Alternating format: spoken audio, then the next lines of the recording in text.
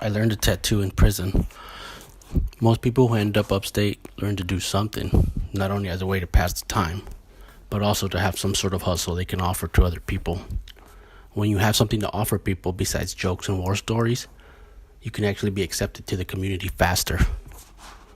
One of the common sayings you hear in prison is that begging ain't a hustle. Nobody wants to take care of a grown-ass man, especially one who can't take care of himself. Maybe if you're hella young or you're in a wheelchair, it might be a little different.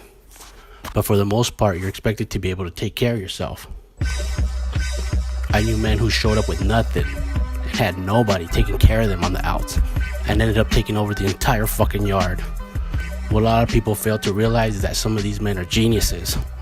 They are masters at manipulation. They understand mathematical systems enough to run gambling rackets. And they are incredibly violent. I was none of these, but we all get in where we fit in.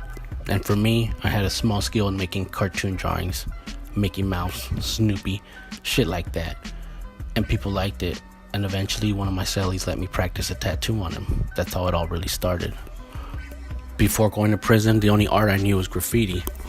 Tagging, bombing on freeways, gangbanging, partying, selling drugs. I had convinced myself the only reality for me was to survive those environments in which we see all of our young black and brown folks getting caught up in today. And for a while, I lived that life to the fullest.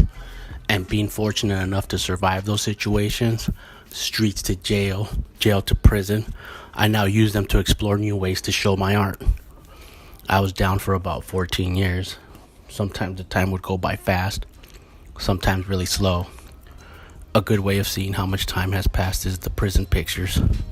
You see the children in your life grow up, and it's then that you realize how much time has passed. We were on lockdown for a year once. Imagine living in an office cubicle with another grown-ass man for 365 days. I read a lot of art history books then. I guess I developed a good enough understanding of American art movements like modernism, pop art, minimalism, shit like that. So when I got out and enrolled in the community college, I actually had a good understanding of all those theories, and I was able to apply that knowledge that I learned from all those books. But it's the knowledge I learned inside that became my art. The oral histories you hear and the creative process one must learn fall under those theories of knowledge that most people only learn from in books, but that prisoners must live and survive under. When I think about what just culture means to me, besides my underground scholars family, I think of the artwork I do at UCLA.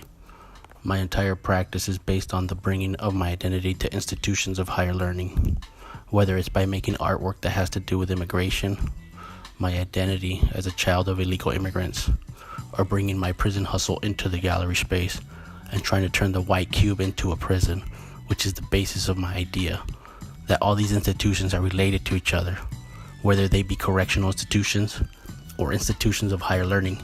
They all operate on guidelines, rules, and policies that are designed with a capitalistic and Eurocentric structure. After surviving the institutions that are created for people of color, I am now thriving in the institutions made for the white and the privileged. It is here where the fight for our identities must be made, and you don't need no gun to fight. Just use your strengths. Just use your mind. Just speak. Just culture.